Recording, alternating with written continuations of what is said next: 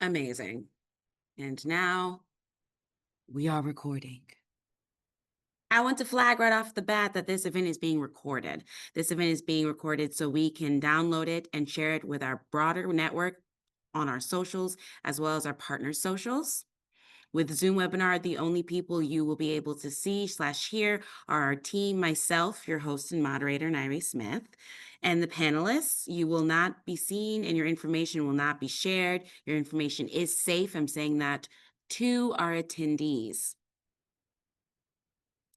So our chat monitors are going to drop a survey into the chat, and it's a pre-event survey. So this link in the chat will be for panel discussion begins. Before our panel discussion begins, we ask that all attendees please take the survey so we can report back to our funders and continue to hold these events. The link is in the chat as we see right now. Thank you, Sarah. The survey is short. It is not a quiz, but it is simply an inquiry for us to assess and continuously improve our delivery of community events. It is anonymous except for those of you who we need for us to confirm your attendance with your supervisor in order to receive compensation for your time this evening. There will be an optional field on this pre-event survey to share your information if that applies to you. If you do not know where it applies to you, then it likely does not. We always suggest taking a screenshot as proof of attendance as well. Again, the pre-event survey link is in the chat. Thank you for taking your time to complete it. Okay, I'm going to say it again as we get some more people in. There's a link in the chat. We're going to keep sharing this link in the chat for the pre-event survey, not a quiz, just to test. Well, then I just said just to test. It's not a test. It's not a quiz. It is just so that we can see and gauge your understanding on the topic we'll be discussing today.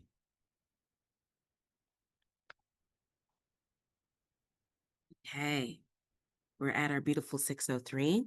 So I'd like to officially welcome everyone to this evening's event, the NYC New York City Partners of Prevention, also known as POP's second annual virtual town hall. Can we talk about the why? Understanding youth substance use. Hold for virtual applause.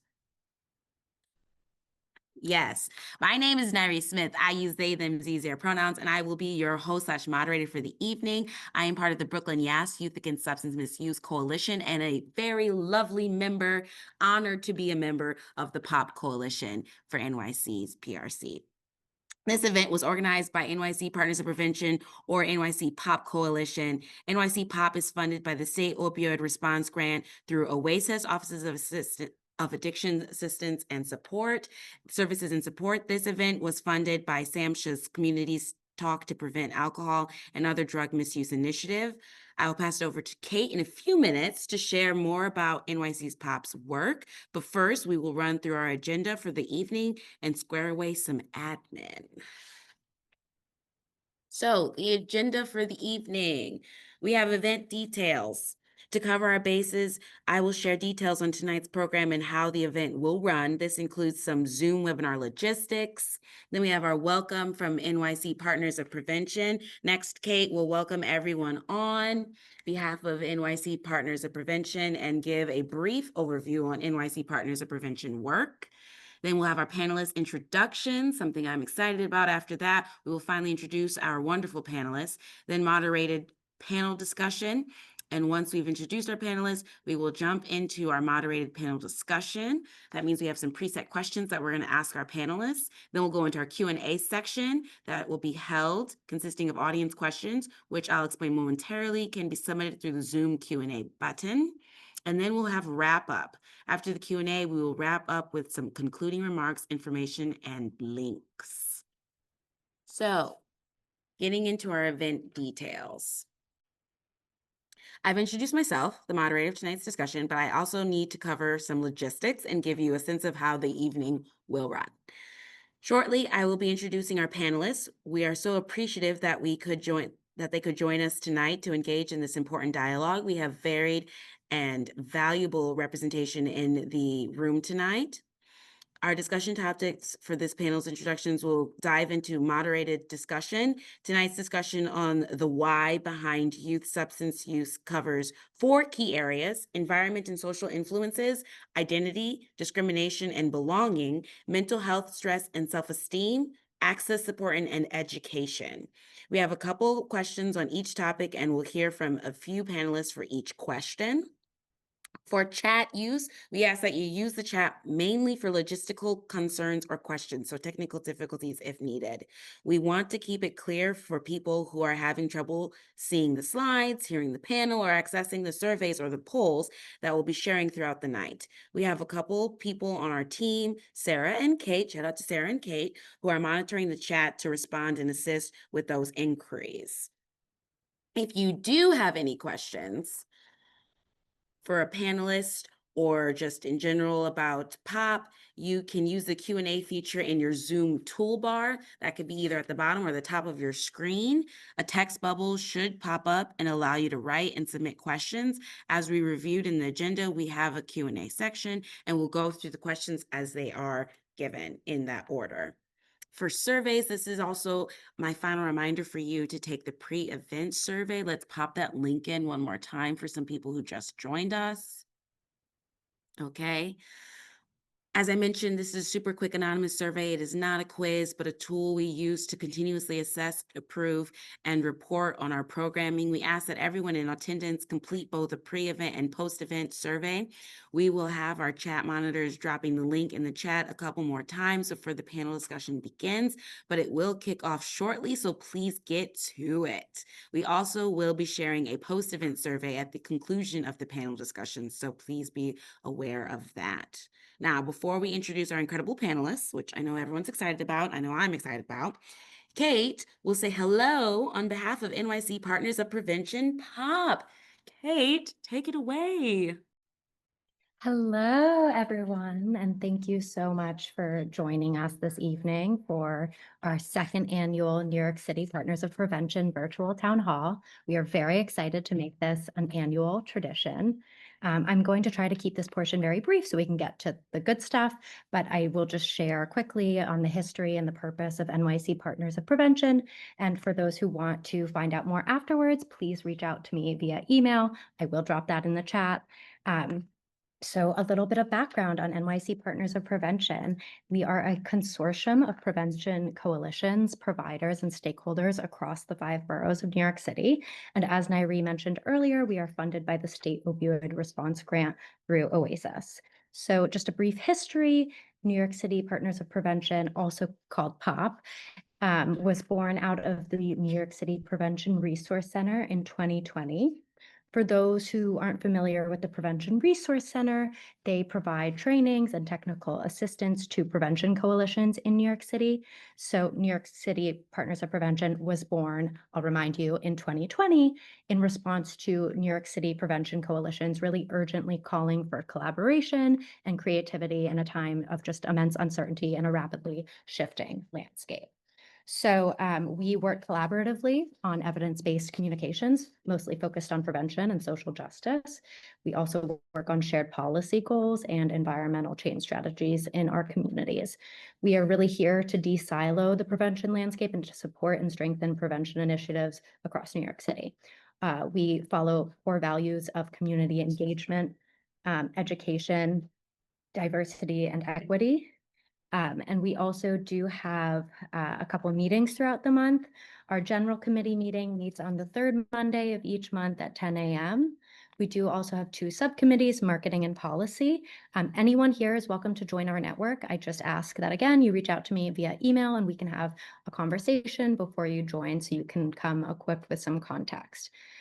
While I'd love to share some more about our strategic action plan for this year and the work we're currently involved in, I just want to keep things moving. So I will be sharing a wealth of information with everyone following this event, including some information on POP, some current policy and environmental change initiatives we're involved in, as well as some resources and events happening across the affiliates of New York City Partners of Prevention, as well as our panelist affiliations here tonight.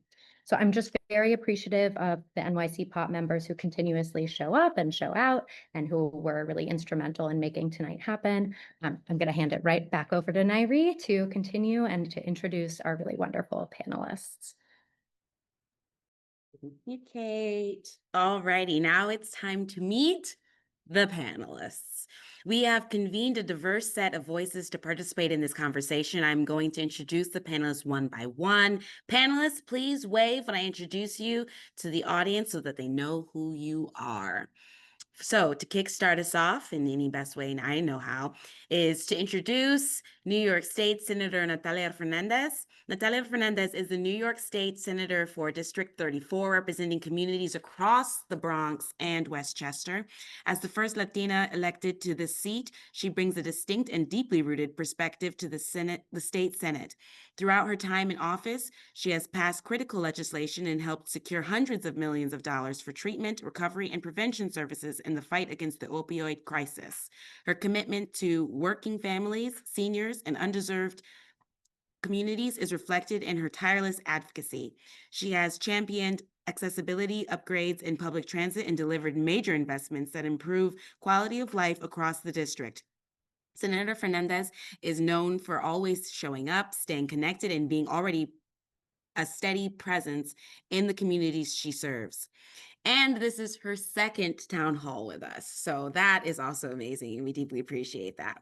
I was also alerted that Senator Fernandez will only be able to join us for the first hour of the event, so we are glad that you can join us at all. Thank you.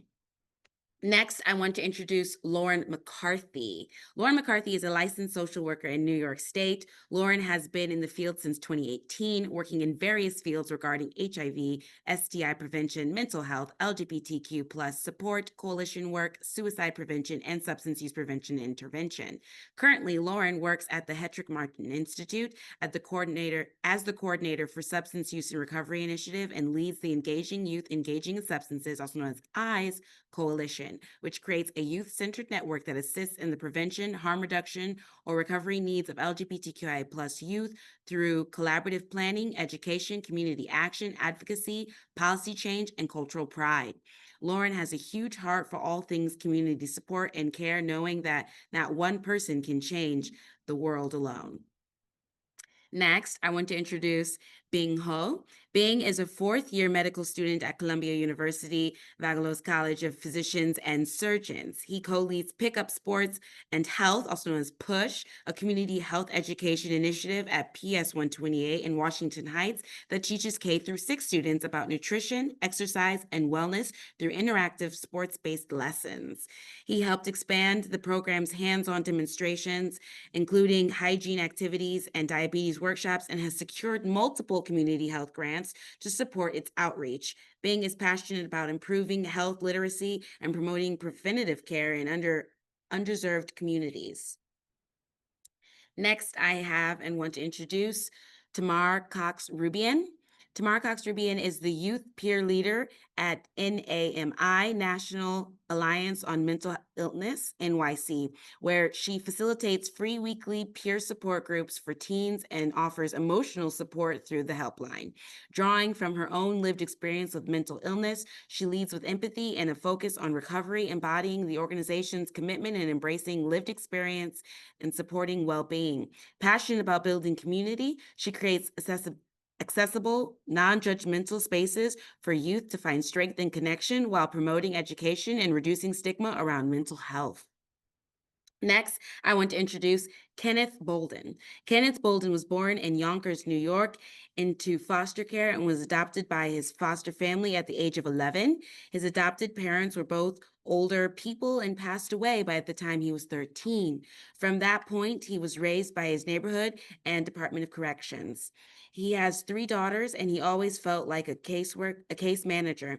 He is currently at Riseboro, working as a case manager for justice-impacted youth ages 18 through 29, and he also works part-time as a wellness advocate for people that experience opioid overdose. And our final community panelist is Jacob Herrera. Jacob Herrera was born and raised in Santa Ana, California. He obtained his BA in public health from the University of California, Merced, and received his master's degree from Boston University. He has over 4 years of experience working in public health, mainly in harm reduction.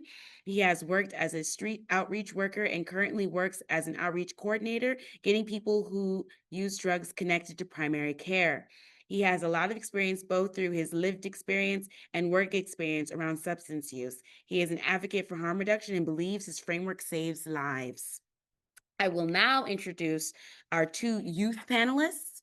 We are excited for this participation in tonight's discussion and appreciate them lending us their perspectives as young people. We connected with both of these young people through the Teens Helping Each Other, also known as THEO program, out of the Adolescent Education Program at SUNY Downstate. Just a quick shout out to their great work developing young people into thoughtful and informed peer health educators. Woo woo, THEO! Our first youth panelist is Serti Paul. Serti is a 20-year-old college student at the City College of New York, majoring in political science. As a senior peer leader at THEO, Serti focuses on sexual health and reducing the risk of teen pregnancy and HIV. In her free time, she enjoys dancing and spending time on her phone. Our second youth panelist is Shakira Grant Williams. Shakira is a 20-year-old who resides in Brooklyn, New York. She enjoys educating her peers and her community on various topics such as healthy lifestyle choices, sexual health, and mental health. With the upbringing of a Jamaican family, she takes pride in being the voice for the youth that she never had. Now that we've met the panelists, we'll kick off tonight's conversation. We will dive right into our first topic. Environmental and social influences. Our first topic area for tonight's discussion is environmental social influence. Before I begin asking questions to our panel, I'd like the audience to answer this online survey question first. We will do this at the beginning of each of our 4 topic areas. So there will be a link in the chat. You will click this link, and if I understand it, it'll link us to this web where you can put answers. So the first question we have is, what in young people's physical or social world most shapes how they view substances? This is our word cloud poll number 1.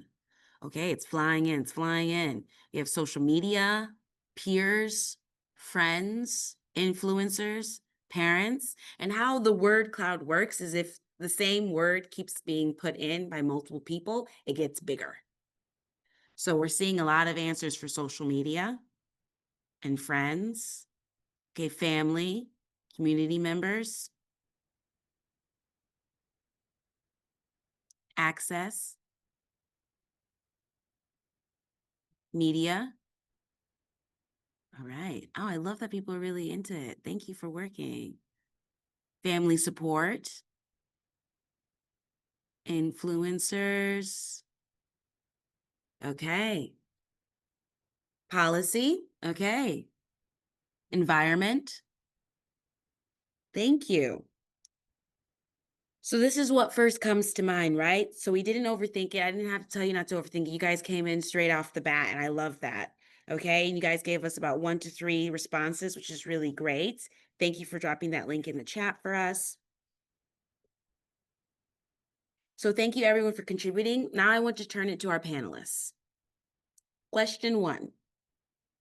How do neighborhood environments shape young people's relationship with substances? Think about things like neighborhood safety, what's available nearby, policing and changing laws around substances like marijuana, particularly in historically justice-impacted communities. Who would like to kick us off? I can go for it. Thank you, Lauren.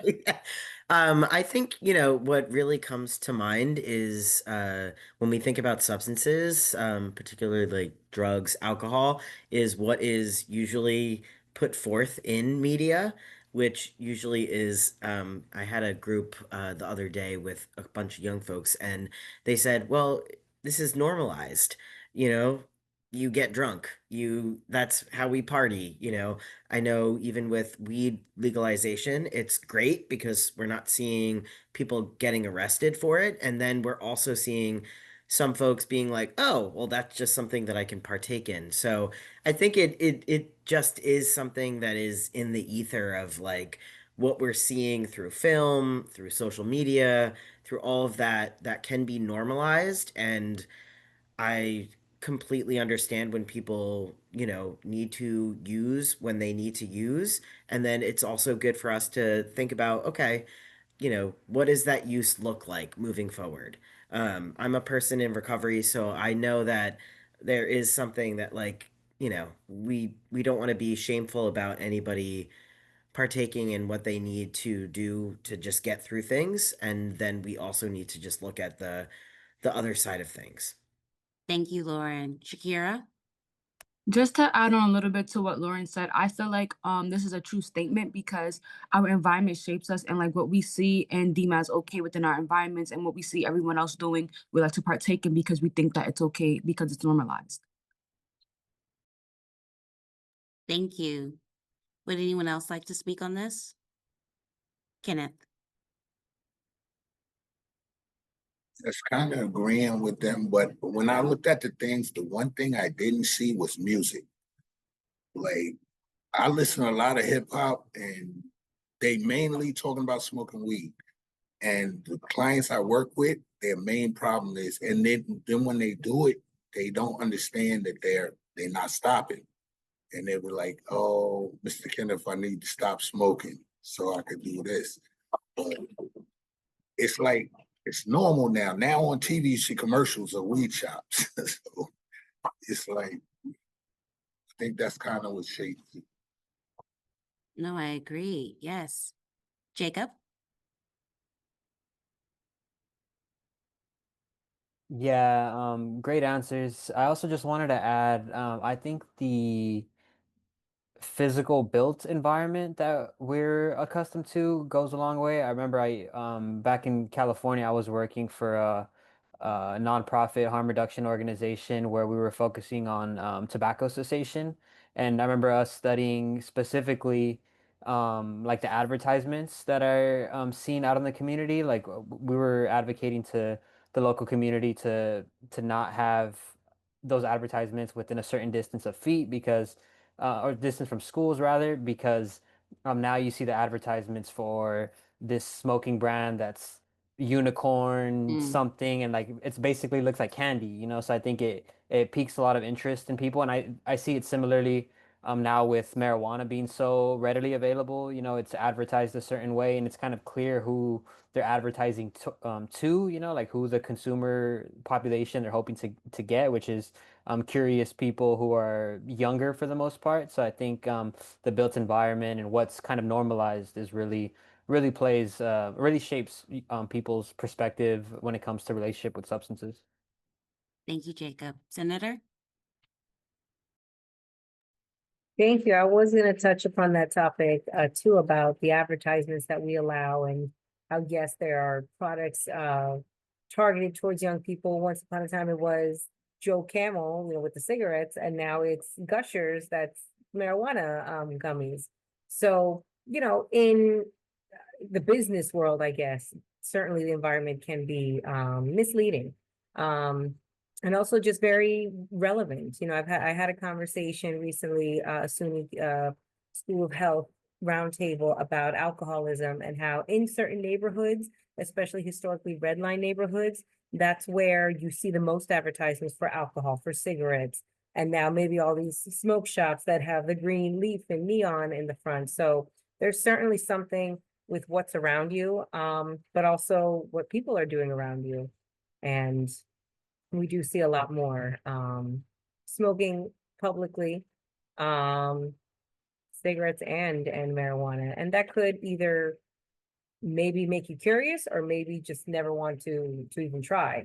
So it's all what's, you're immersing yourself in by choice or not. Yes. Yes. Thank you. Bing? Yeah, so with Pickup Sports and Health, we work with K through 12 on looking at sports and pickup sports and how to engage them. And I think a lot of the times it's how they contextualize what they see, because it's so important, I've realized, to not only play with kids, show them that there are older adults who have careers in health and also spend time around activities that get them to stress relief. But it's also important to give them communities where they can focus their energy and their social groups around positive things like sports.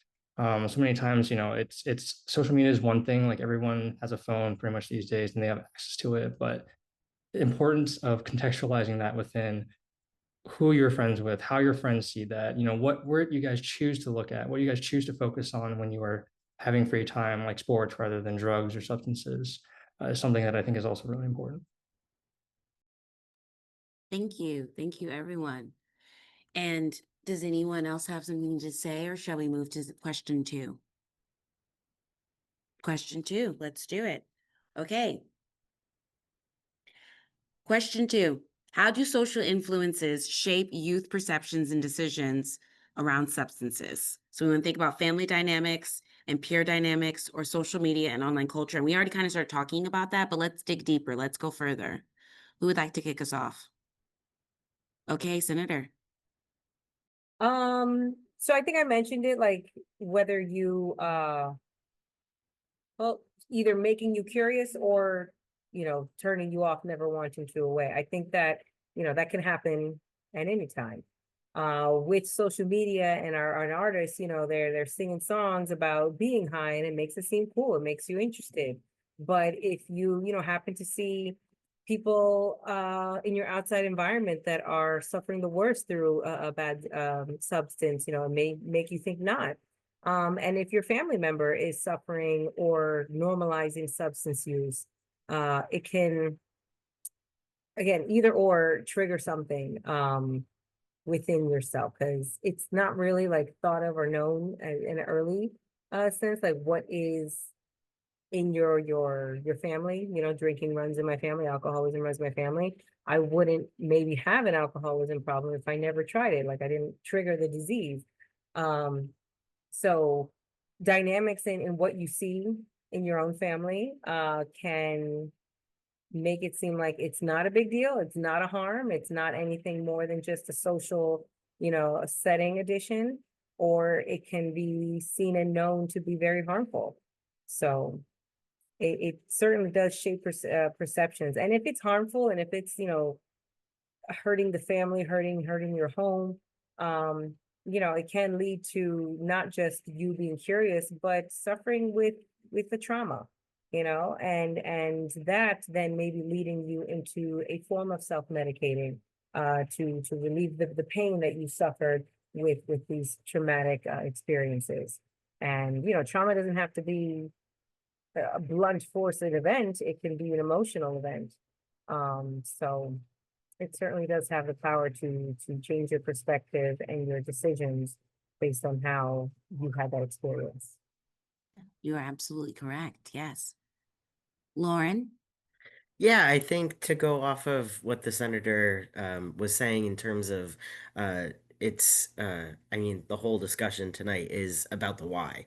And, as much as young people can experiment, again, I had young people tell me the other day that they're like, everybody says it's experimentation if I'm a teenager, but sometimes I'm like, no, I'm using to cope with things that I don't know how to cope any other way because I'm not having outlets, like I'm not being able to afford therapy. I'm not being able to go to, trusted adults. So I think social influences, yes, it can be experimentation. And then also sometimes this is how people are trying to cope with what they're going through, especially young people. And I always come from the lens of LGBTQ individuals and what we're seeing in this day and age, especially towards trans people.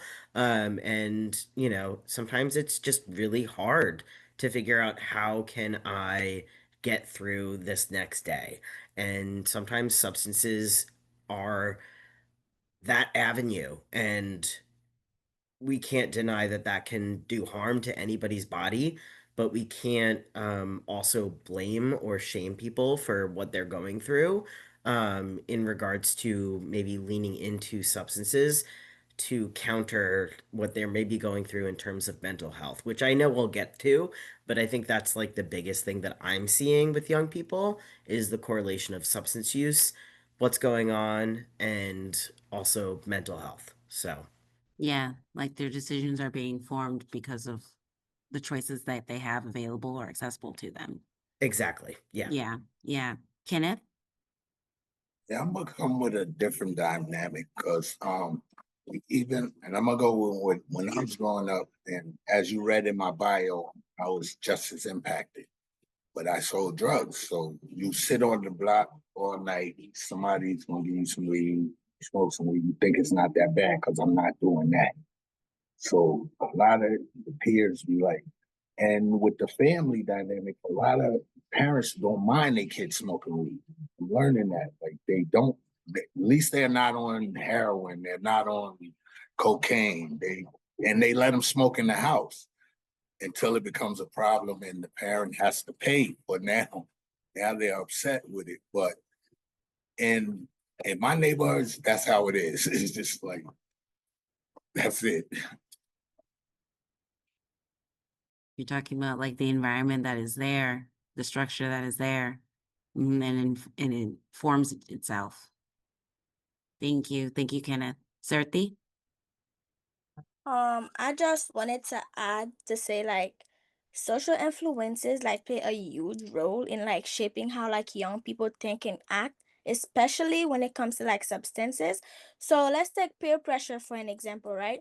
If you like at school or you have like this group of friends, but then you are like different from them, they don't do this, they don't do that, but then they will actually try and bring you in, right? They will influence like the substance use like through direct encouragement, or they will make it seem like it's a normal things to do, and then when you don't feel like doing it and you say no, they can actually like try to gaslight you and try to like exclude you from like social activities and trying to move like different with you, I would say, where like some kids be giving into it and they be like, well, those are my friends and I don't want to leave the group.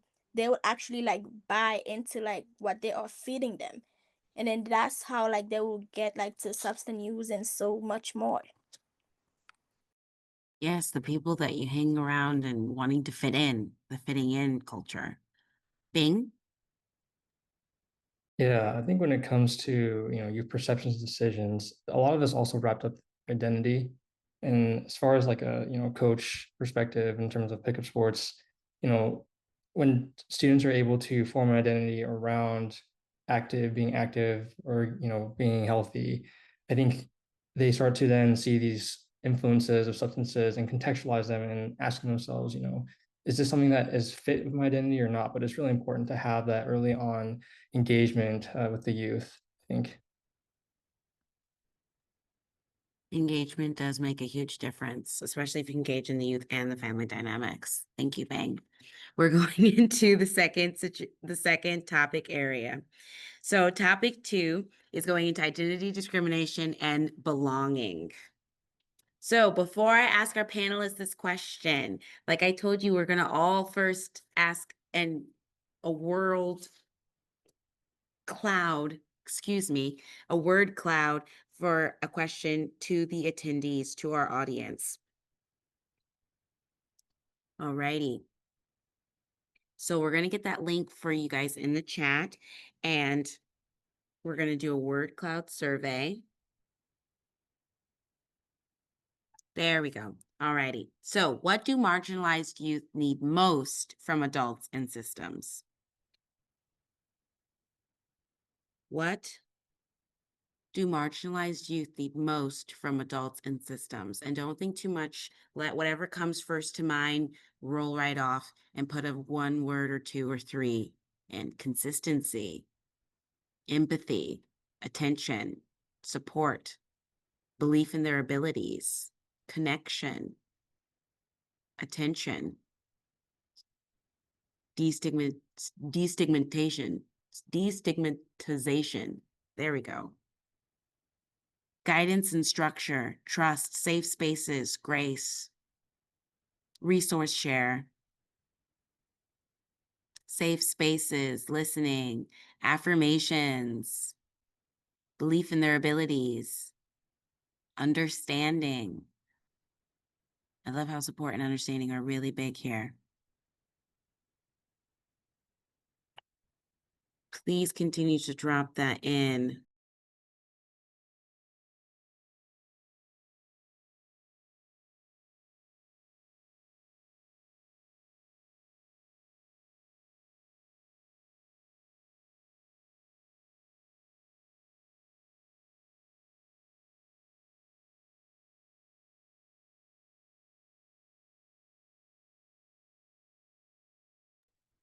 Thank you all for continuing to use the word cloud.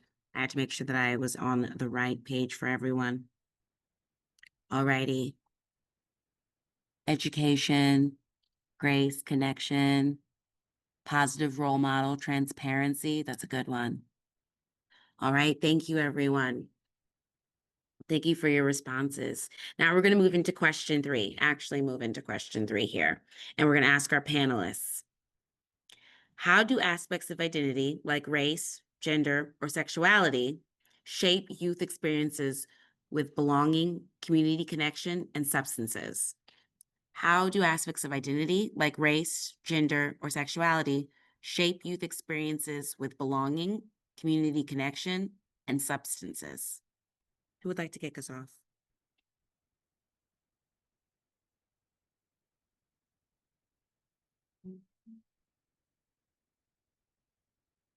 Certi, thank you. So, for that question, right? So I want to base more like on the racial and the sexuality part because like the for the racial identity, right? Can influence like exposure to substances, and also like perceptions of like risk with like the law. Meaning like sometimes based on your skin color, even if you was not in the act, and then they patrolling the area and they heard something went down, the first person that they gonna go to. And also racial minorities like may face like targeted marketing of certain substances or be like disproportionately criminalized like for drug offenses, and that can like affect their sense of like belonging and community connection as well, where like sexual orientation can impact like social support network and access to like safe spaces, right? Youth may turn to like substances like to cope with discrimination as the like as we were saying before in the previous questions, and for them to cope with like discrimination, isolation, and also they may face like barriers to accessing like affirming and inclusive treatment services. Thank you very much, Certi. Anyone else would like to tackle this question?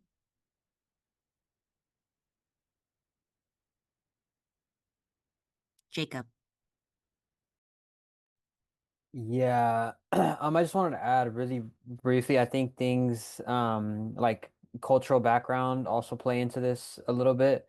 I think in my experience coming from a Hispanic background, I feel like growing up, anytime we had any sort of family party, it seemed like the reason for getting together was to drink alcohol, you know? So I think seeing that as a kid, I just kind of associated family gatherings and having that community and connection with um alcohol use, you know? So like to me that was like normal, you know? So when I got of age and I was just like, oh, that's just something we do, you know? So I think I mean, fortunately it didn't play out negatively, but I think in some cases people associate things with their identity and link it to things like that because that's just how, I mean, not programmed, but kind of just like that's how we've come to understand it up to whatever point we're at.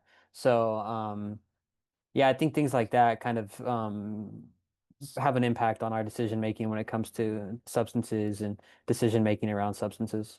Yeah, yeah. Both of you are talking about like the environment and how it affects your identity.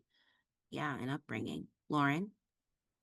Yeah, I mean, I'm gonna rep the LGBTQ community hard this whole night, but yeah, I mean, a lot of times it was gay bars or places that you can feel safe in that often was kind of like on the same level of partaking in drugs, partaking in alcohol, which could be, yes, we're partying, but then also could be a lot of the experience of just wanting to connect and to numb a lot of what maybe you are feeling if you aren't, connecting with your family, if you aren't connecting with your, friends that you've grown up with, if you are in the closet, like all of that kind of stuff, that substances can often be that layer of, again, sort of partying, yes, and then also that blanket of like, oh, I just need to get out of my head. And I know that that can be a lot for a lot of LGBTQ folks. Again, always want to elevate the trans experience as well. And substances can be a way to connect. It might not be the best way to connect, but it is something that we see in terms of connection. I mean, if you even think of people going on smoke breaks and have a cigarette, like you're going out, it's like a water cooler moment, so it's important just to know that a lot of times the discrimination factor or the hardship that people go through can also lead into why people use. And I always put forward that, you know, it's never shameful, but it is something to always keep in the back of your mind of why am I using? Where am I using? Who am I using with? Thank you so much, Lauren. That there was some really great key points in that. And that kind of leads us directly into our question 4, which is how do systemic inequities such as racism, marginalization, and other forms of discrimination influence youth substance use patterns and access to support? How do systemic inequities such as racism, marginalization, and other forms of discrimination influence youth substance use patterns and access to support? Kenneth, please. This is a good question. I think it impacts, like, you just don't know. Forms of discrimination, marginalization automatically have you feeling down when you walk out the door. So you need something to pick you up, and if you're trying to gravitate to anybody that'll take you in, because you don't feel like you fit in this society. And people, and what I'm dealing with, like the young people I deal with, and it's surprising, like they don't really see the racism. If you stay around your people in your neighborhood, you really don't see it. And then when you branch out and try to get jobs and try to do this, you see it. It's like a hard impact. It's like a wake-up call that you really don't want. And it definitely will do something to your psyche. And you need something to lift that off. No, completely. Thank you so much, Kenneth. Shakira? Personally, I've heard like some of my friends in like high school would say like, since like they're gonna paint us as this, like since they have this depiction of us, we might as well just like fit the depiction, and like that will lead them into like drugs and gang violence and things of that nature. So I would say like that's what I've seen personally. That mentality of since they're already saying we do these things, we might as well do these things. Yes. Thank you for sharing that. Anyone else would like to speak on this question? No, Sure. please. No, I think like the biggest thing when it comes to systemic issues is it's not hard to like it is actually hard to fight that by yourself, or within whatever, you know, realm that you are dealing with. But yeah, like that was just shared, sometimes it is that you're placed in this sort of like, oh, you're just bad because of this. And then you internalize that. And then the way to deal with that is sometimes turning to things that can numb that out. But I would always say, like we're having this panel tonight, that there are places and there are communities and there are people that also think that way and understand your hardship and community is such a big proponent uh, against substance use in ways that make you feel very isolated. So yeah, it's just hard. This is a hard question. No, yeah, and we were just thinking about data inequity about this. Yes. And Senator, you are going to say something as well? Yes, but yeah, this is a hard question. So sorry for my like delay because I'm trying to figure out how to answer it. But I touched upon it before. Racism is the root of systemic systems like redlining, lack of investment in communities, lack of care to communities. So like the decades of the lack of investment, development in support in certain neighborhoods, might make somebody feel like, okay, I'm from here, I don't know what my future is. And we really try to always change that. Your zip code does not determine your destination, but your environment sometimes can be that hard to make what you need to be happen. And it might perpetuate patterns, it might, continue generational traumas. And I bring this up because it's something I still want to look into more and try to see more root causes. But in my role as chair of substance use disorders and alcoholism, this past year it was touted, oh my God, we're doing so great, overdoses are going down, but overdoses are still very high in Black and brown communities. So why is that? What is the cause of that? Is it lack of care, investment, education, access to support? And even that's kind of contradictory because in some of these neighborhoods, that's where you see a lot of the clinics. They are overburdened in some areas because other areas don't want them there.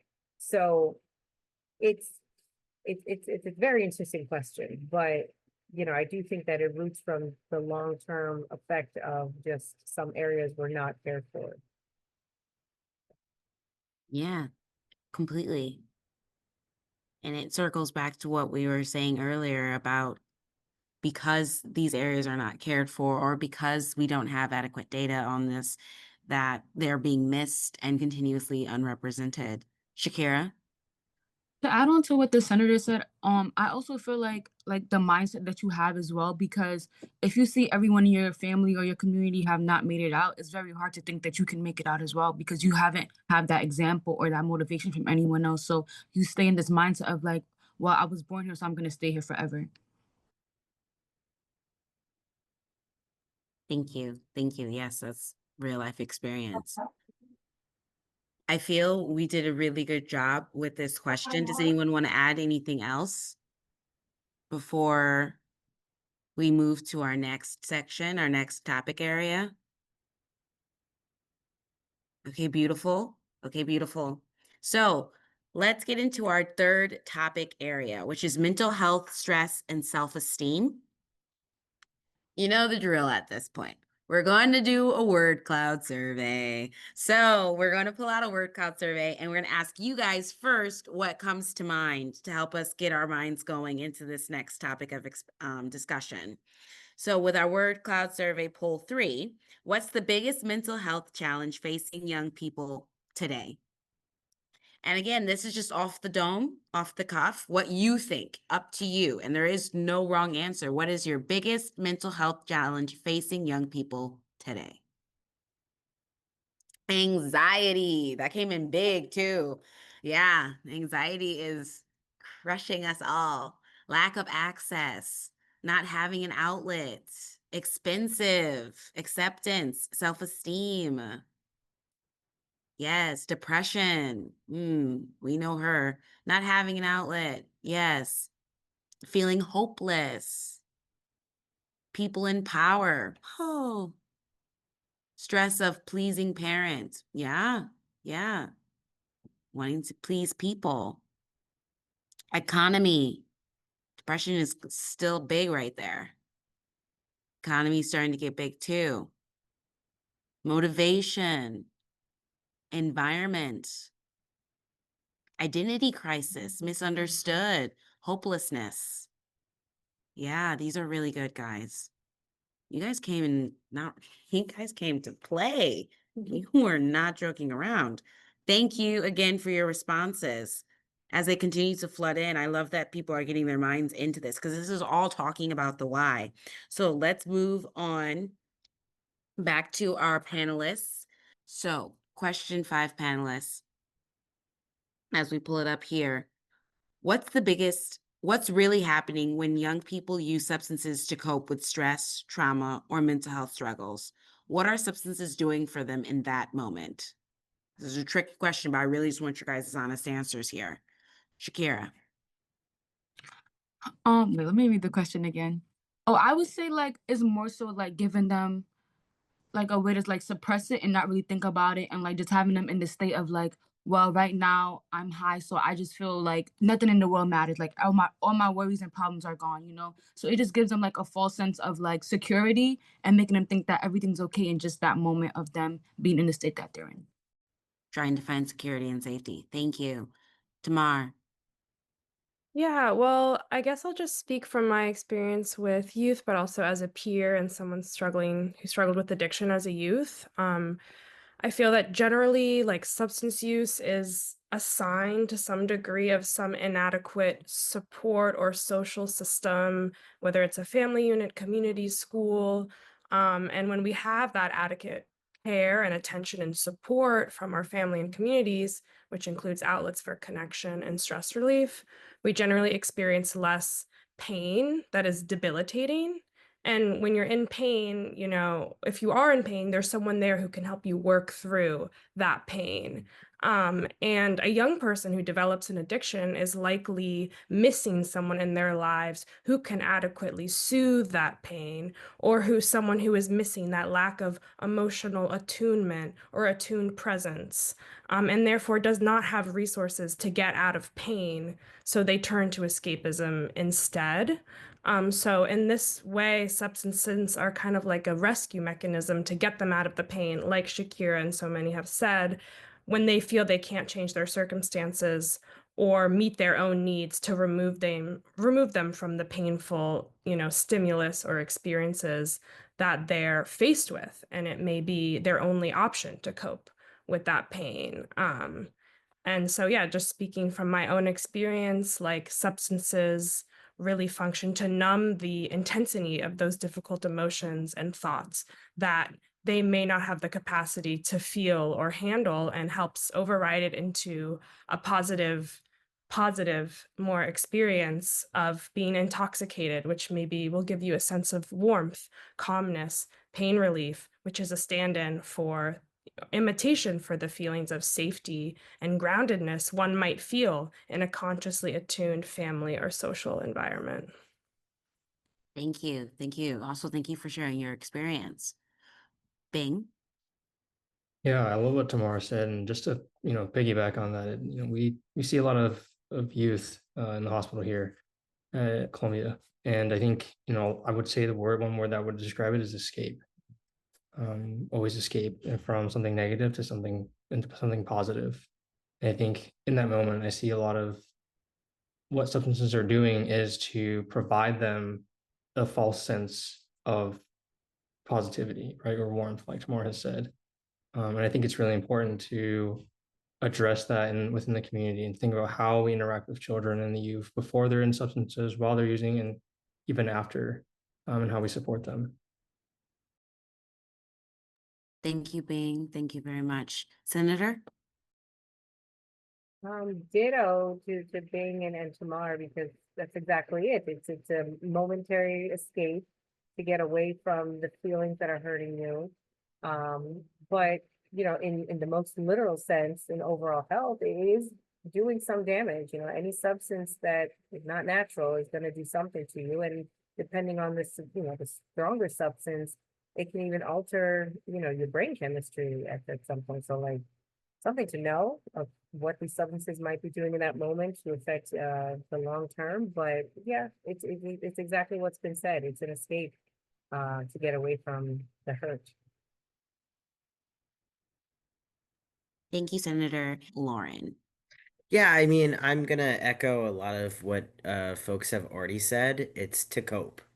It's to try to find something that isn't being given in other areas, whether it's government or whether it's within family, whether it's in friends.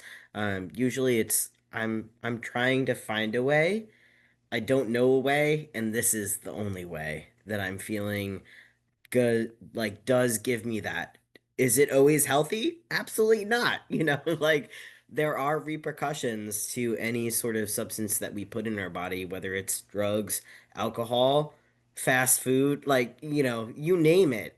There is something that might happen to our bodies. But what I'm seeing with young people, and again, I'm always going to elevate the LGBTQ scene and trans people, is we are seeing so much being put on people that don't deserve that, and that's nothing new. Within the United States, I don't want to get political, but it is when we see stress, trauma, mental health struggles. We are witnessing people trying to figure out how can we get to another day. And sometimes that's substances, and sometimes it's not. And yet, as a community of people that really want to be there for folks, I think it is important just to know that it's more than just deep breathing. It's more than just, like it has to happen at a real, like, actual point, and that people that use are not wrong.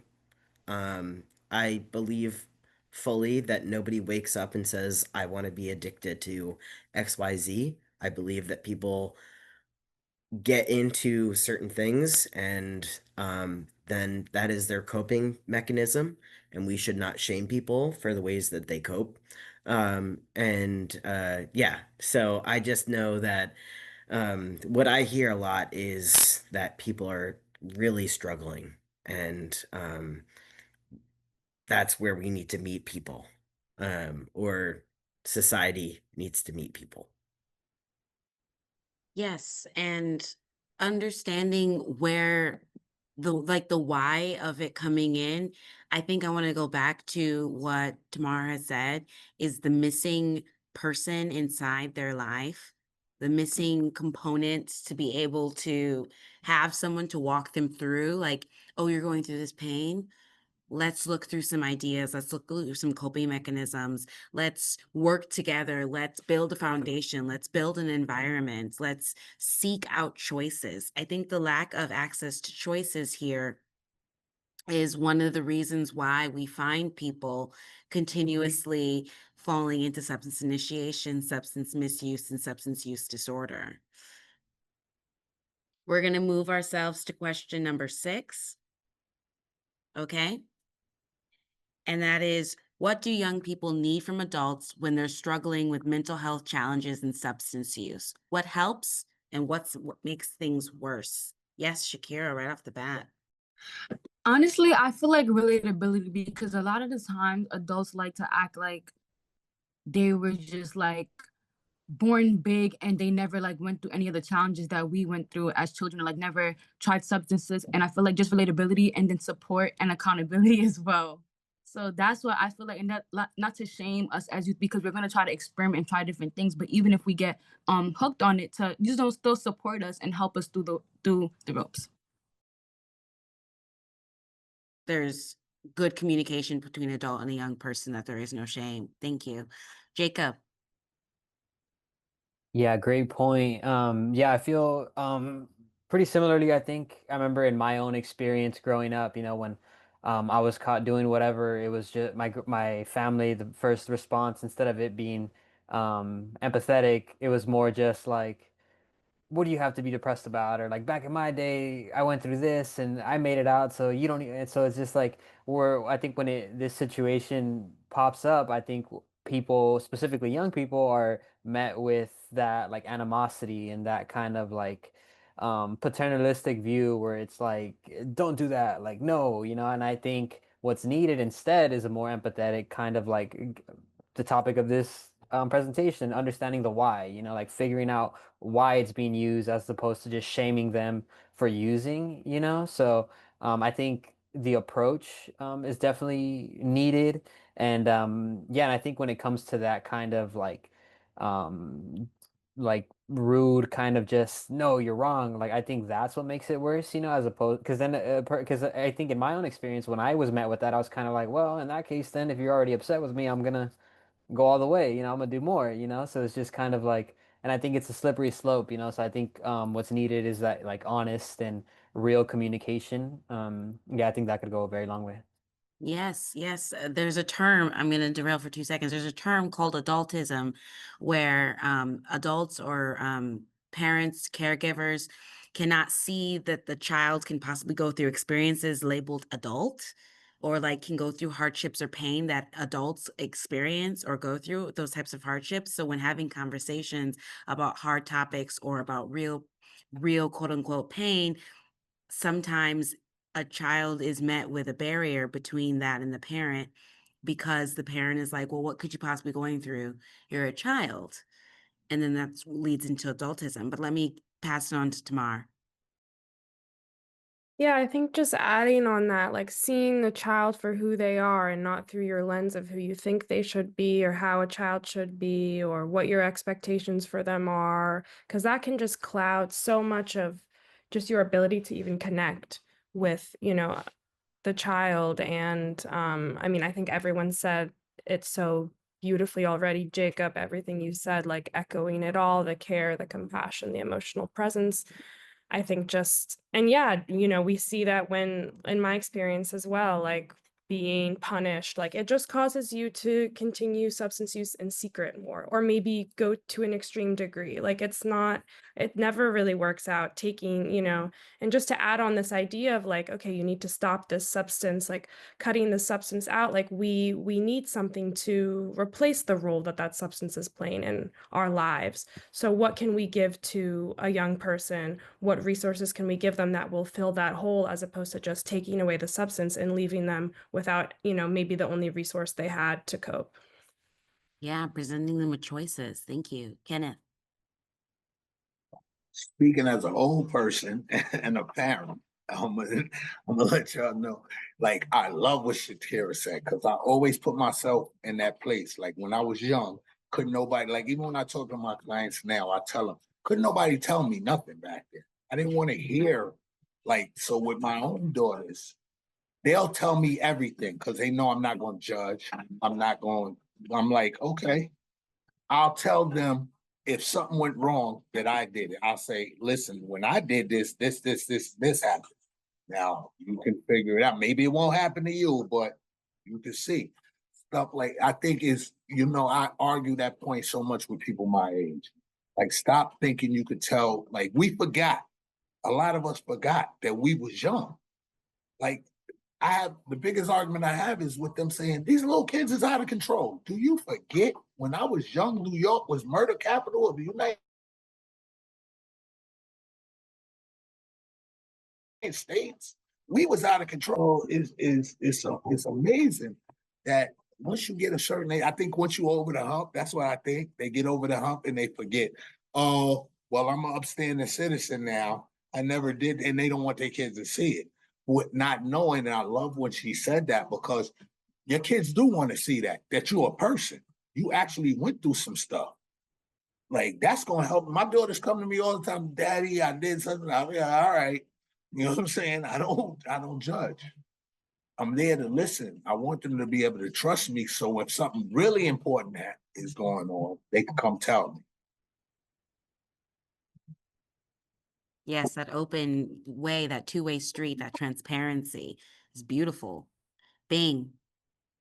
Yeah, I think it's also, I think what these people need is sometimes a role model who listens, right? An adult. I think a lot of the time, I think it's hard to, I think, remember this, but they're not hiding use for fun. Like it's clear they clearly have a conscience about why they're using it, and especially in those situations where they're being vulnerable and bringing it to an adult, it's very important to understand how to talk to them in that with that context in mind, because substance use, I think, is universal. Like a lot of our media does promote its use, but also a lot of it does kind of talk against its use and potentially shame individuals. So I think listening to them is incredibly important and paramount, as well as being a role model, in terms of undershowing our own experiences and sharing what life can look like ahead without substances. Yes, exactly. Thank you. Shakira.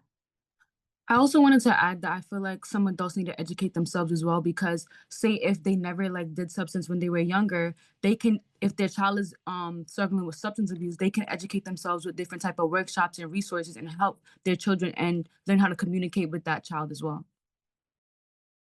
Yes, exactly. Education is key on all fronts, because we can't assume that adults also know everything. They're coming from their own lived experience as well.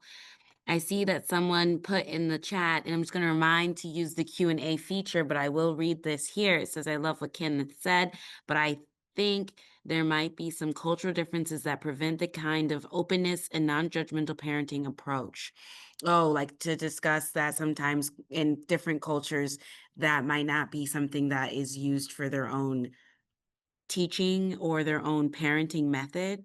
Kenneth, do you want to respond to that a little bit more? Not to put you on the spot, but just curious. Yeah, that's true. Like, I know certain they don't want to expose certain things, but until you do and have your kid trust you, you're going to always have a secret person using. Like, I firmly believe that. Like, they don't always do stuff behind your back. Like, I grew up with kids that was kind of well off, but they did worse stuff than me. Their parents thought that they was like the greatest kids around. So you got to have the discussion, whether it's hard or not. You got to have it.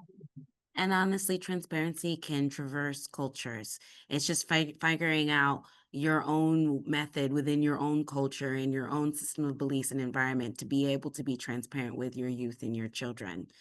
Jacob?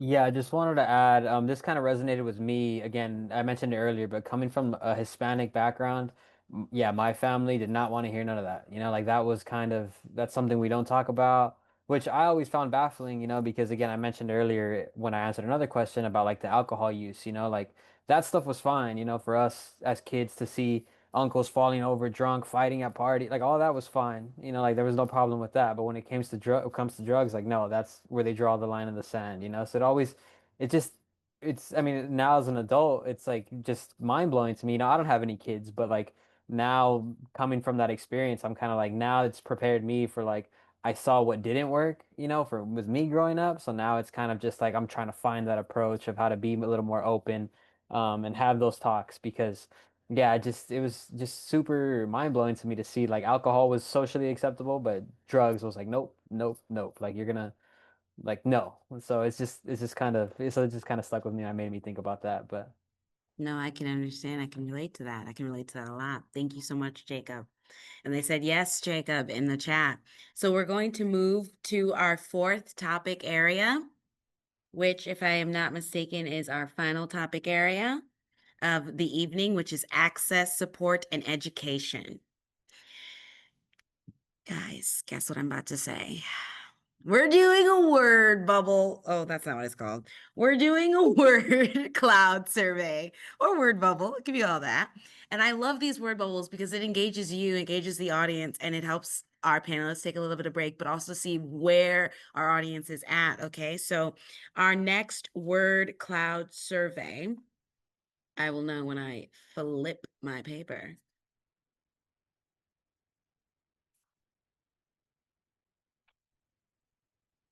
Ooh, this is a good one.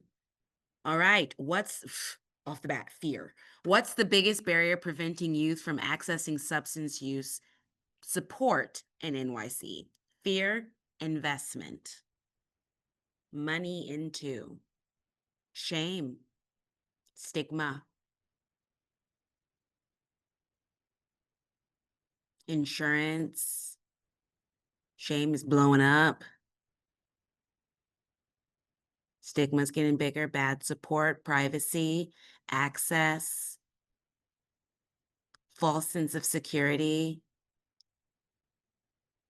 bad support, peer pressure, family, insurance. Yes, not seeing use a problem. Yeah, not seeing use as a problem. Yeah. Ruin health, laws. Yeah. Wait lists. No, that's a real one. Yeah, yeah, yeah. And they're all real, but wait lists, no joke. Not knowing the process. Yes. Don't know where to go. Punishment. That's a big one. Thank you. Thank you guys for your responses.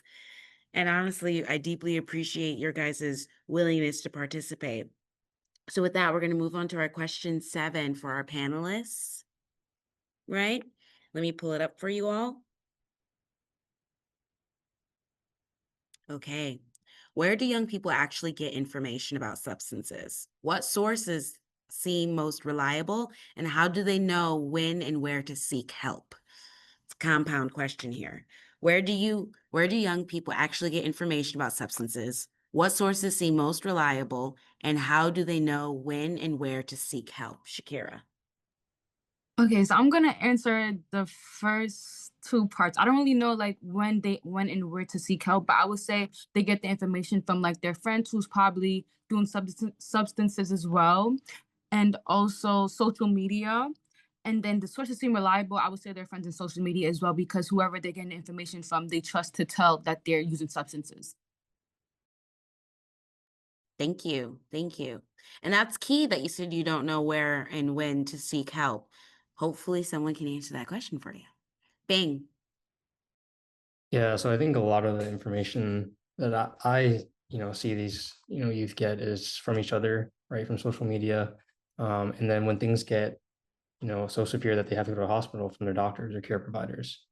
What sources seem most reliable? I think, I will defer to the youth, because I think, we can tell them things like, if you continue to keep using substances, you may run into issues with your liver. You may run into problems with your heart in the future. But, a lot of times we have youth telling each other anecdotal information. Oh, I did this, it's fine if you do like a little bit less, So that's something that has a lot of nuance in it. And then how do they know when and where to seek help? I think, when the problem becomes so severe, it actually requires them to seek emergent attention. I think is something that I see. But another thing that's important actually is community intervention, right? And just education about symptoms they may experience or issues that may go on in their life, and to market, these these support programs and opportunities that allow them to seek help. Yeah. Thank you. Lauren? Yeah, I think what everybody has said in terms of getting information, I think community and your own peer group is the best way to sort of like know where people have been, where they've gone, and especially regarding substances. What might seem more reliable, I do think, is word of mouth. To know, if you are going to certain hospitals, if you are going to certain treatment centers, if you are going to just like certain community-based organizations that that you're going to be able to go through and be present at, and be able to like give the information that you feel comfortable with the people that are at that organization. And how do you when and where to seek help? I think that is always an individual journey. I think the when can be a hard thing. um, and especially if we're talking about younger individuals, sometimes they don't know that it's the when, or they are on the cusp of the, oh, I'm going through something, I might need to talk about it. But where to seek help, I would say, is always within the realms of what they feel safe in. And again, if you are linked to a certain nonprofit, that maybe they have nonprofits, or maybe they have hospitals or, places that can help you. Because I know, I'm gonna say it again, for the LGBTQ plus community, it can be very, very hard, especially for trans folks, because we do see not so many trans affirming spaces in terms of rehab, in terms of recovery. So, it is always word of mouth. And I think it's knowing that you're not alone, and that is where you need to rely on the organizations that do understand where you're at. That's my biggest takeaway. Thank you so much, Lauren. Jacob? Yeah, so this is kind of a loaded question, but I think it's very important to discuss. I think when it comes to information gathering, I think the internet is it's a blessing and a curse. I think there's a lot of good information out there, a lot of good information, don't get me wrong. But then again, I think some of the conversations I've had with community members and youth that I engage with through either volunteer experience or through my work experience, like I'll hear stories that, oh, I saw this on TikTok. What do you think? And it's just like complete nonsense, And I think it's and it's kind of frustrating, I think people, I mean, and I'm guilty of it too. I'll see something online and for a quick second I believe it, and then I'm like, oh wait, you know what? Let me check my sources. Let me check a different outlets, and then you kind of understand that like, and I think especially with the nature of social media, there's a lot of clickbait out there. There's a lot of like fear mongering and especially when it comes to like media platforms and don't get me started on the political side, but yeah, because that's a whole other thing. But yeah, whole other thing.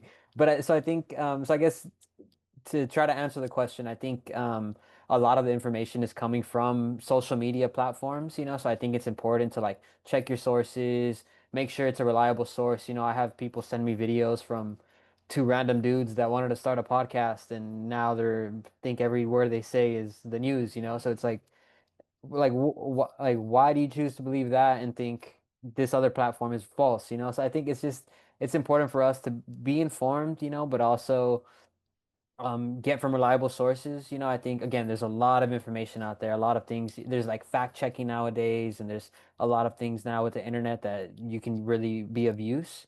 And then and how do they know when and where to seek help? As mentioned, I'm a harm reductionist through and through. I'm a big believer in I mean, that's maybe another conversation. But I think when it comes to substance use, when a person needs to when is the when? I think when it becomes, I like to use the phrase, a problematic relationship with substances. I think substance use in itself isn't necessarily a problem. I think when it becomes a problematic relationship with the substance is when it becomes is that's when the when is. I think when a person starts, I don't know, you depending on the drug, people start going through withdrawals, people start becoming addicted. There's like all these telltale signs in that sense.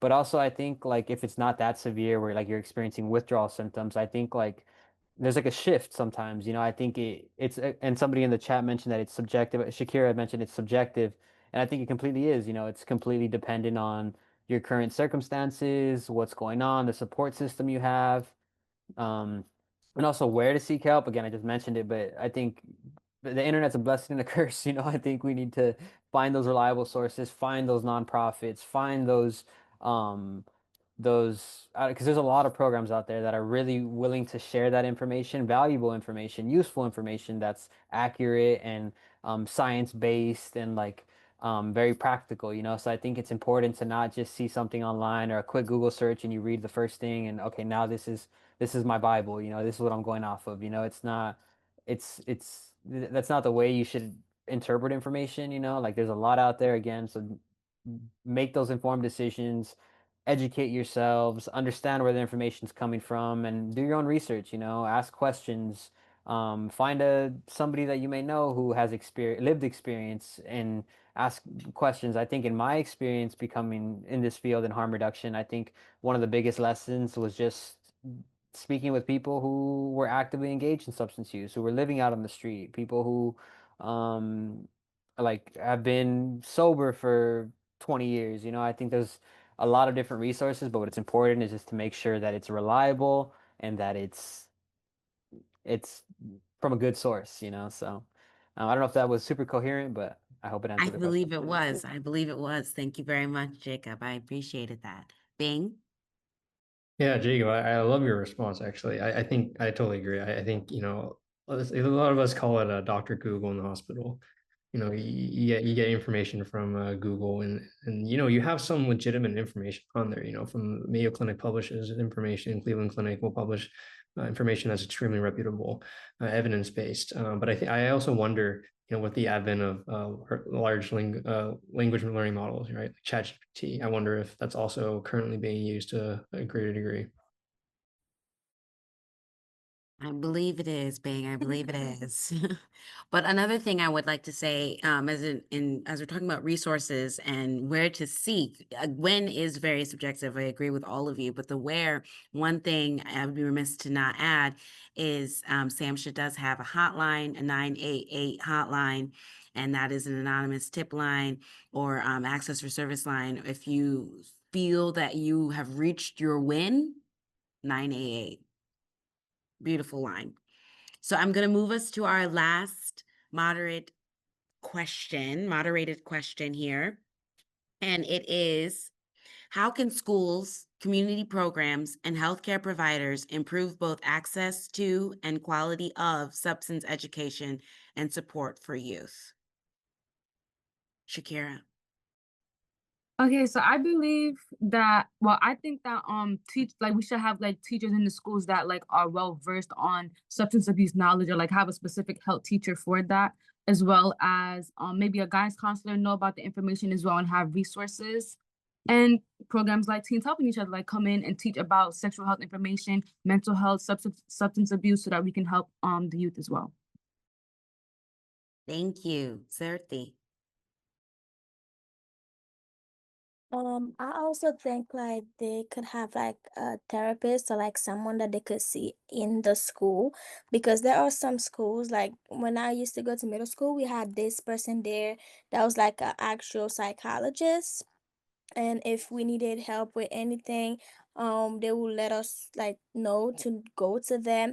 And also, even though we don't be using them, there's also like a time where like she actually pull in every student in the school um for like months to actually check up on them, check up on their family issues, check up on their personal lives, to see like if there's anything that they need.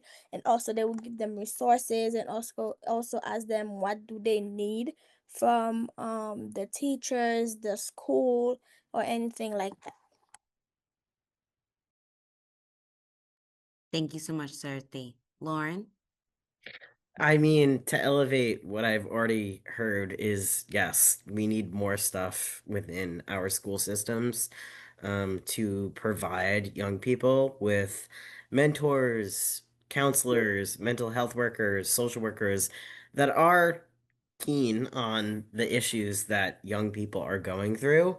I think that is first and foremost, because as we can see tonight, young people are going through it and they have as much knowledge as we I mean, not to age anybody, but I know I'm an older millennial. But yeah, like just to make sure that we have people in places that deserve elevation, and then we do have young people that are also giving their voice to what they're seeing and what they're doing. So I think that is the biggest thing in terms of access.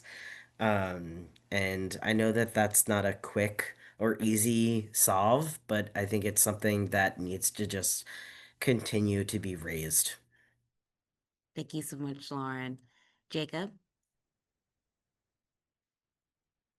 Yeah, so with this question, it made me think of like the programs that I had seen.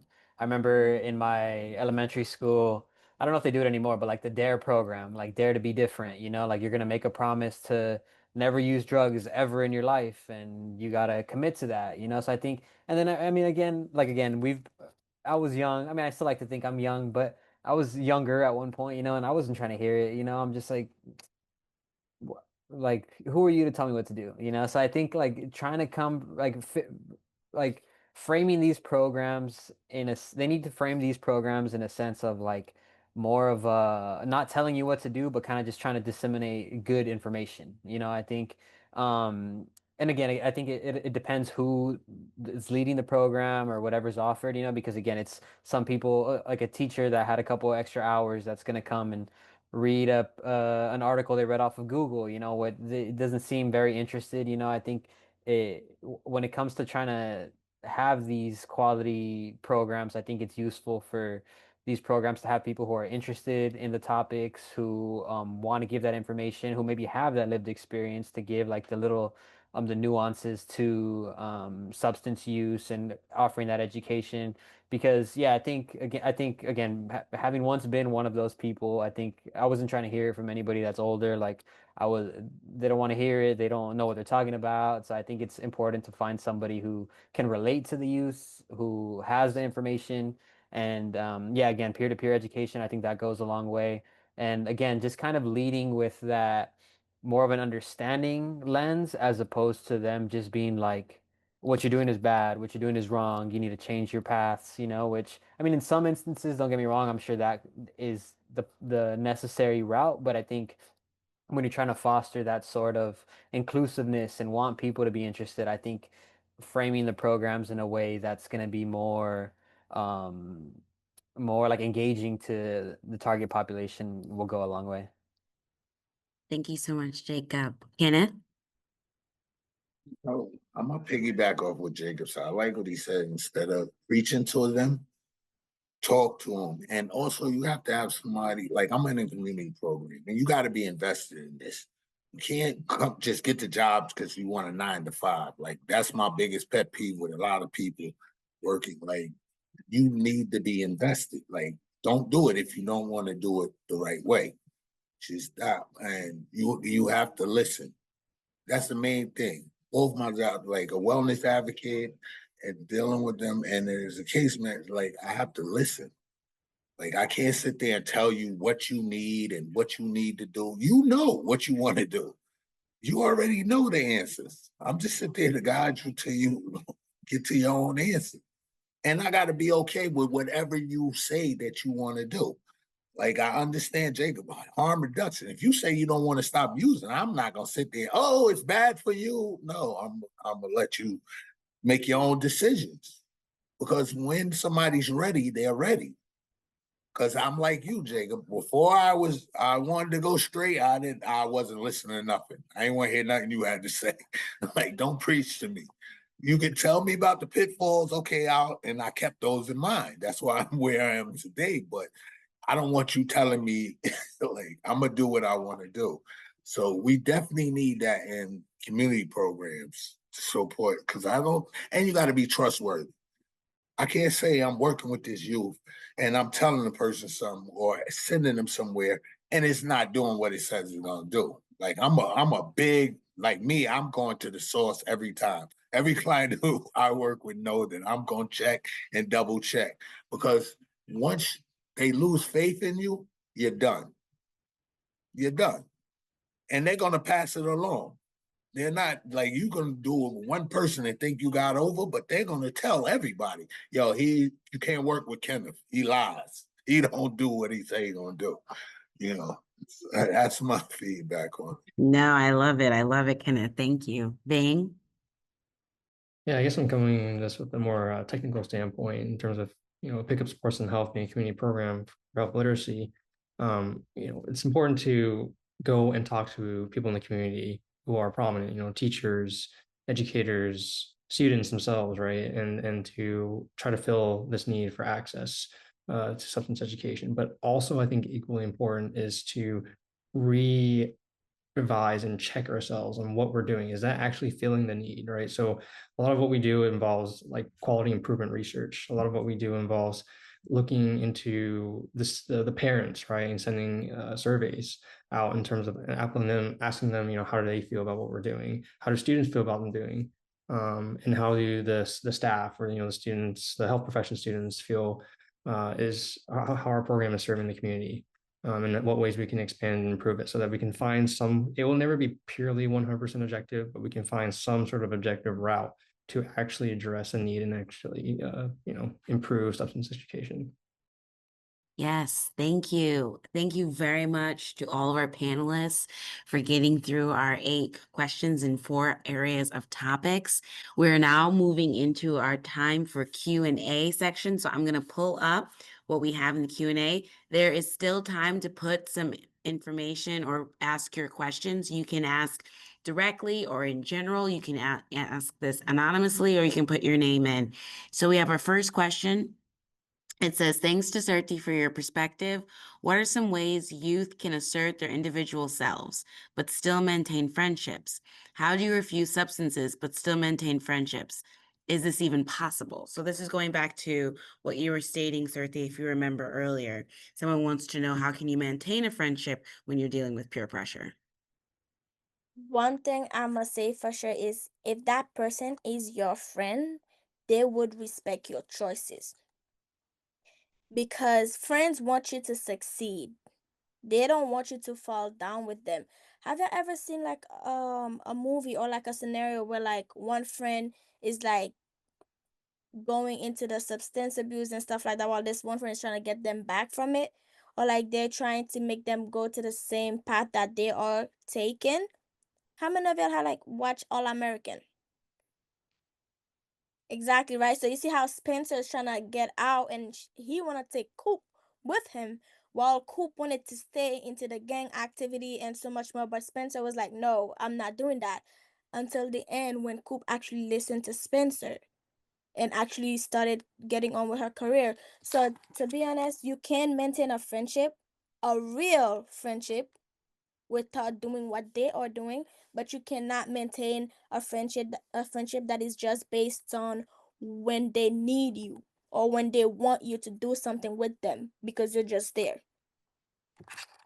And that's from the youth, friends. That was from the youth, straight off the cuff. That was good. Thank you. Does anyone else want to talk about friendships as well? Shakira.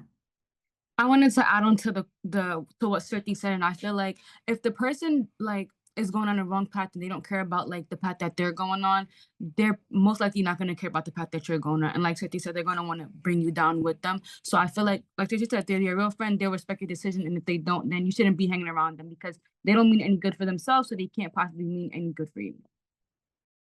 And this is why we're recording this, because we need to share this to the masses. Thank you. And our next question we have from an anonymous person is, there are large online communities that mimic a peer group that look to guide youth on substances, symptoms, when they should seek help, or why they shouldn't seek help. This is concerning and can be dangerous if the right information is not getting out. Unfortunately, youth believe almost everything online as truth and accurate. So you're saying that there's communities out there that are mimicking what we're doing, but they're actually not being helpful. So how do we know the difference, and how can we make sure our message goes out? Does anyone have any kind of way of tackling that question? Jacob. Yeah, so I think this is also another loaded question. Again, I think what's important is educating ourselves. I think again, there's so much information out there, a lot of articles and science-backed information that we can pull from, lived experiences we can learn from other people that we may speak to. And I know in that question too, they said why they shouldn't seek help. I mean, that's real. In my experience, I've mentioned I'm a harm reductionist, and I think I've met some harm reductionists that are very harm reductionist and just kind of like they've encouraged people to not stop using because like for whatever the reason may be. So um and so I think again, I mean, people are entitled to their own opinion. People can think what they want to do and say what they want to say, but I think what's important when it comes to ourselves is educating ourselves, like understanding our own limits. Again, I think in my own opinion, I don't think using substances in and of itself is an issue. I think when it becomes a problematic relationship with the substance, that's when it's a problem. But again, that's my own opinion, and I think people need to just educate themselves and have that opinion and kind of just really, and again, I think the question was about a specific like peer group. And again, understanding who these peers are, like some people might just, I think some people are ill-intentioned, I think some people are just interested in spreading bad information because that's just who they are, and I think I mean, of course that's a problem, but I think exactly fact checking the information online, like asking people who may have the knowledge, and also just understanding different perspectives, like I think seeing what doesn't work and learning from experiences from people who haven't got it right yet, I think that goes a long way. You can learn from people's mistakes. You could um like ask questions to those people and stuff like that. So I think there's a lot of resources out there, but again, what's important I think is just not to believe everything you see online, or something that somebody may tell you, form your own opinions, educate yourselves, read things, ask questions.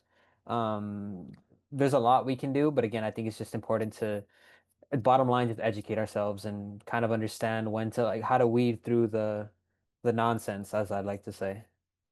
Yes, and use our peers and our people around us to help with that fact checking, admitting when you don't know.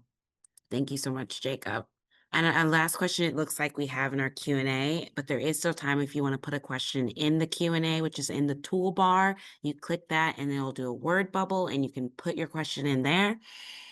Do you think youth understand the connection between mental health and substance use, or is that still a missing link? This was proposed by Richard Lufty.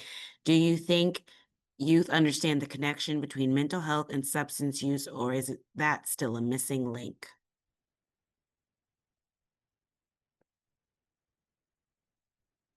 Tamar. I would say that there's definitely more awareness around mental health just with the younger generation period, like compared to maybe some older generations. But that being said, I think it can take a lot of time to unravel the mental health reasons behind, starting substance use or becoming addicted to a substance. And um, it takes a lot of like self, reflection and time and care from others to be able to reach like realizations about that. So I think that's true for adults too. So I think in a way there's more awareness, but it's always going to be somewhat of a missing link that takes care and intentional time to bridge. Thank you. Yes, Shakira. I totally agree with Tamar, and I like to add on that I feel like what she said, the awareness with the younger generation is definitely there, especially when it's around mental health. But I agree that there's also a missing link because they may not see substance use as an issue, and the case can be subjective as well. Thank you, Shakira. All right, Kenneth. Love what she just said too, because I actually deal with that on a regular basis. Like, I think they're aware, because I kind of like, I listen to my clients and they're young and they're, oh, I got anxiety, I got depression. But the missing link is I'm smoking weed. I'm still depressed. Like, it's not really, you know, but I'm not a psychiatrist. I can't sit there and tell them this, but I'm thinking like, bro, when you're not high no more, you're still gonna feel that. But they're aware of all, like, I never was that aware. Like, I never would have used them word. Like, they'll come in and tell me like I'm bipolar. I'm like, did you have a psyche that? No, but you can see it. Like, literally, you can see the person and they're aware of it, but it's the thing that they not connecting the substances or why I'm using this or when they come down or what am I using this for and how I get through this. Yeah, no, you're right. Especially with social media now, people are being able to recognize things inside themselves. Jacob? Yeah, I think at least in my experience, I think the connection is understood to an extent. I think some people, as Kenneth mentioned, don't see that link for whatever reason. And I think one of the reasons is stigma. At least in my experience, I've talked to people who are, oh yeah, I used these drugs or whatever for whatever. And then we start talking about the mental health side of it, and it's like, oh wait, no, but I'm not depressed, or like, no, I'm cool, you know, like. And I think it's just like, I don't know, maybe again, I think it's that stigma where they don't want to be seen as, oh, I have some sort of mental health concern or whatever the issue is, which I mean, it's entirely fair. You know, I can relate to that as well, but it's also just like, I think it's important for people to be aware of that, and also understanding that link is there because, I mean, possibly because of that. You know, I don't want to. I'm not a psychiatrist, so I can't say that's a direct link, but I think it plays a factor. You know, and I think trying to work around that stigma to have those conversations and help people come to the, because again, I think Kenneth mentioned it earlier. Like, a person knows what they want, you know, but our job is to help them get to that answer. You know, so I think like working around that stigma and really making it clear that there's a link, not necessarily for the substance use to stop right then and there, but at least just to start working toward a mutual goal. Thank you. And we got some more questions. So, what are your thoughts on the cultural influences on underage drinking? I come from a culture where older adolescents are given the okay by their parents/family to have 1 or 2 drinks during social gatherings, birthdays, etc. So, what are your thoughts on that? Yes, Shakira. So being Jamaican, I feel like weed and like alcohol is like one of the main things that they like kind of push towards like at family gatherings. And to me it's kind of like hypocritical in a sense, because when you start doing it on your own as a teenager, it's like, why are you doing that? You don't have any real issues, you don't have any real problems. But like when adults do it at family gatherings, it's fine because they're just alleviating whatever issues that they have going on. So to go back to the question, let me just check it one more time. Um, I think that underage drinking is not okay, but once again, there's cultural differences and people may have issues that they may have going on and they need to cope with. Thank you, Shakira. And you brought up a good point about cultural differences and how people navigate. Does anyone else want to talk about underage drinking and family values? Well, not necessarily family values, but they Jacob's like, I know. Yeah, I mean, it is something that I talk about with the young people that I encounter, and I mean, a lot of these things are like pushed in our society. You know, if you think of any sort of like movie, you know, there's often drinking, or I mean, I've been watching some show and it was like, let me pour you a glass of wine. You're going through such hardship, you know, like. So it's culturally already embedded that this is a way to decompress from hardship. Um, and and then yeah, like to Shakira's point is, oh, then we shame young people for wanting to dabble in that and they're trying to navigate their own hardships. But oh, the adults, oh, just because you're legal, you can partake. Like it's so backwards. So it makes it a very confusing conversation, I think, to have as older individuals to younger individuals, but I love to hear the voices of like what we're seeing is often when it becomes quote unquote a problem is usually coping. And how do we cope with things outside of these substances? Um, and that can be really hard. And that is why people do go towards these. So, Yeah. Yeah, it goes back to Tamara's point earlier about not having the support systems to cope and then finding support systems elsewhere and then not having maybe that adult or that peer or that friend or that safe space to find a different or what we could say, quote unquote, better choice other than the substance. We have another question here. It says, how does data capture or fail to capture the substance use and mental realities of different communities across demographic groups? How does the identity of researchers and practitioners impact the quality of research and data? Loaded one. I'll repeat it. How does data capture or fail to capture the substance use and mental realities of different communities? So across demographics groups. How does the identity of researchers and practitioners impact the quality of research and data? Shakira? I would say maybe in which the way that they're collecting the data, because maybe like if they're doing like a survey, people can lie on a survey. They're not always very truthful, especially if it's like not anonymous. So I would just say in the way in which like they're doing the survey and what type of questions they may be asking, and the incentives also, because people may lie for incentives too. So yeah. Thank you. Kenneth? I kind of agree with that too, but real quick, I didn't understand a lot of the statistics, so I read the almanac. And I was reading like if you would have asked me back in the day, we did everything wrong as Black people. And then I read the almanac, we don't lead in one crime. So I was like, I'm confused. They telling me this in my neighborhood. But then I had to look, and I would literally have arguments with people because of what they're doing. Like, you come to New York City, a lot of people of color. You go to Detroit, a lot of people of color. So you doing certain surveys in certain areas.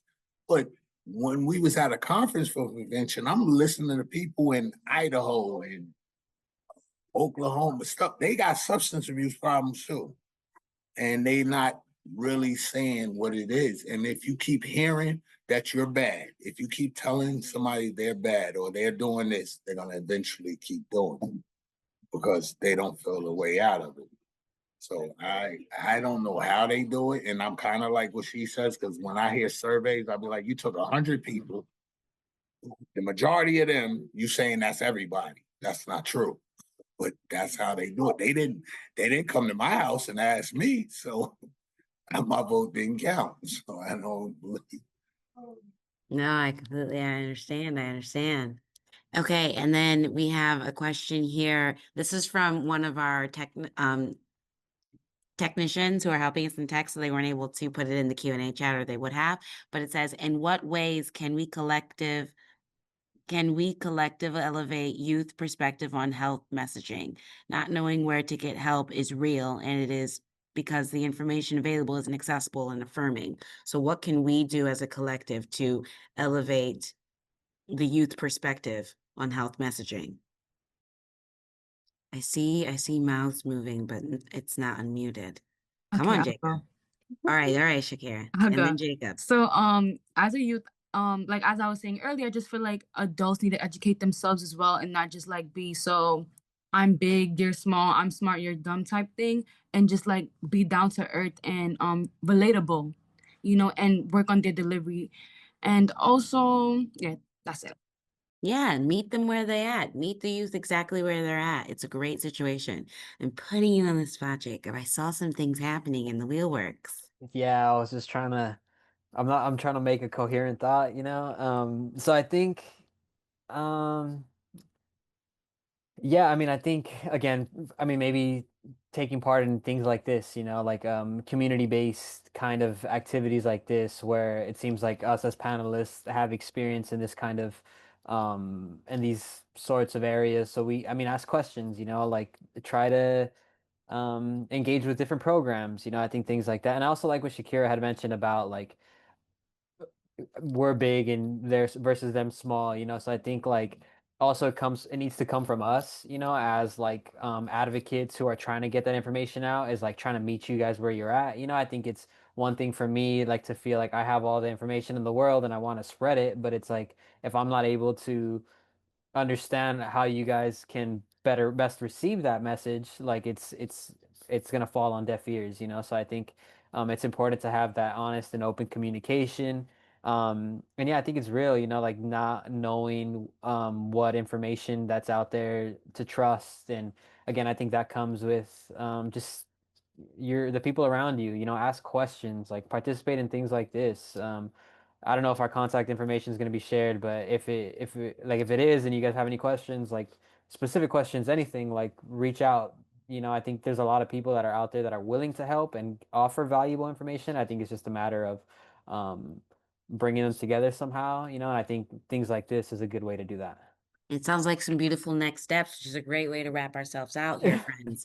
Entirely so. This was smooth, so smooth like butter. I love it. I want to say another huge thank you and round of applause to our panelists for joining and talking with us about these issues and some of the innovative interventions being employed to solve them. Round of applause.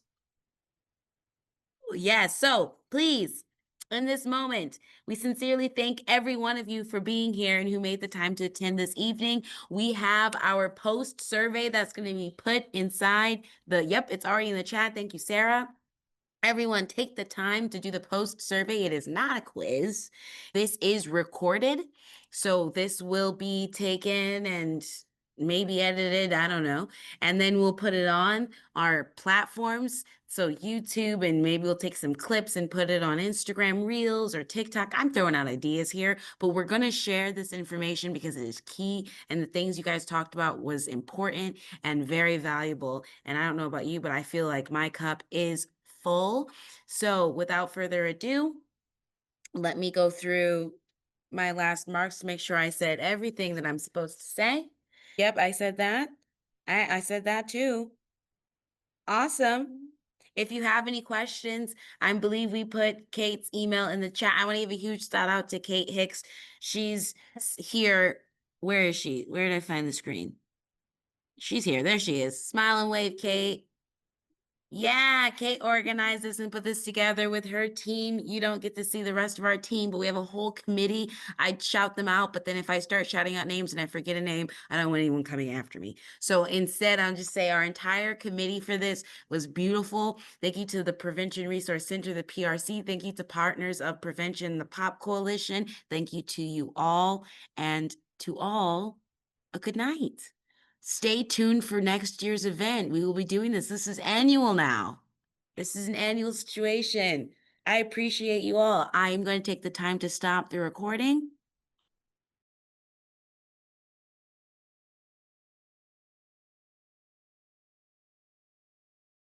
Many of the communities we work with as a PRC, as Prevention Resource Center, are frustrated about the amount of unlicensed cannabis shops, especially in marginalized communities. How effective has Operation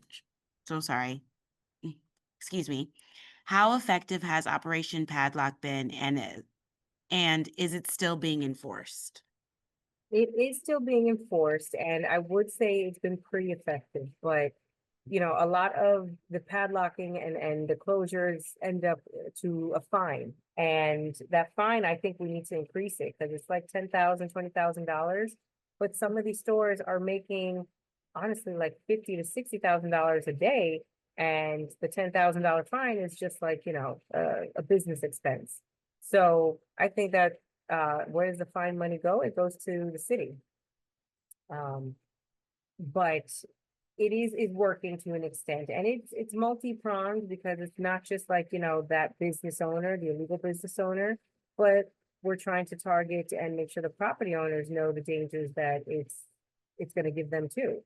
And the court fees and everything. So I could say that the fines need to be stronger just to really give that impact that we hoped it would to hurt this business. But some it's working, some maybe not, but I know that our precincts and our sheriff's office are being diligent, and for those that are able to, you know, get out of this one case, but then find another property to open up again with their resources that they have, because it is, I would say, in some cases, like it's a big ring of this illegal business that is being supported out there. So. Thank you. And thank you so much for your time. I know that you have to roll out. We deeply, deeply appreciate you. This is your second year in a row. Let's make it 3. Okay, no. I hope you have a great rest of your evening.